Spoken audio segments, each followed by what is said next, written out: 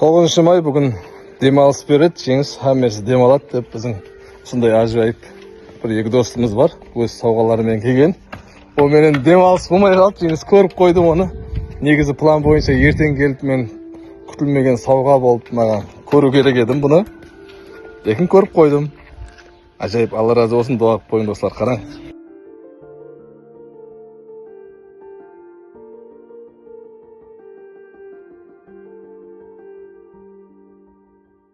Әне ажайып сілер менен қараң, біздің достарымыз Анвар ағамыз және Руслан Травертин, Нөкс Травертиннен дуа қылып қойың достар. Кеңес ағалай, ұнады ма? Зор, ажайып. Уланғы подарка.